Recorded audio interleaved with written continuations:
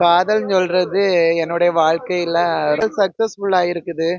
என்னுடைய கணவருக்காக, காதலனுக்காக நான் நெறைய கடந்து வந்திருப்பேன் நானு. ஃபர்ஸ்ட்டு ஒரு லவ் பண்ணேன். அது ஒரு புரிதல் இல்லாத காதலா இருந்துச்சு. அத ஒரு 4 வருடம் முன்னதாக அது பிரேக்கப் ஆயிற்று. அதுக்கப்புறம் என்னை தேடி வந்த ஒரு காதல்.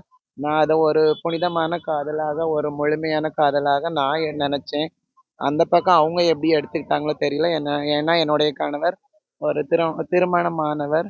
ஒரு குழந்தைக்கு தகப்பன் ஆனவர். இருந்தாலும் நான் அவங்களுடைய வாழ்க்கையில நம்மளால எந்த ஒரு பாதிப்பும் இருக்கக்கூடாது என்பதற்காக, நான் தூரமா போயிட்டேன் நானு. என்னுடைய காதலுக்காக நான் சென்னையிலேருந்து கன்னியாகுமரிக்கு புலம்பெயர்ந்து சென்றுட்டேன் நானு. என்னுடைய காதல்னால அவங்க குடும்பத்துல ஏதாவது குடும்ப சிக்கல் இருக்கக்கூடாது.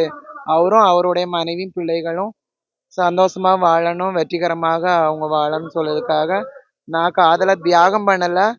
அவரு நல்லா இருக்கணும். அவரும், அவர் மனைவிகளும், பிள்ளைகளும் நல்ல பேரும் புகழோட எந்தவித ஒரு குறைவில்லாம நல்லா இருக்கணும்னு சொல்லிட்டு அவருக்காக தினமும் இது பண்ணிட்டு இருக்கிறேன். என்னுடைய வேண்டுதல் அவர பல சிக்கல்ல இருந்து அவர காப்பாத்தி, ஒவ்வொரு நாளும் அவருக்காக நான் வேண்டாத கோயில் இல்ல. அவரு மீண்டு வந்திருக்கிறாரு. மீண்டு வந்தாரு. மீண்டு வந்து என்னுடைய பெண்மைய ஆளுவார்.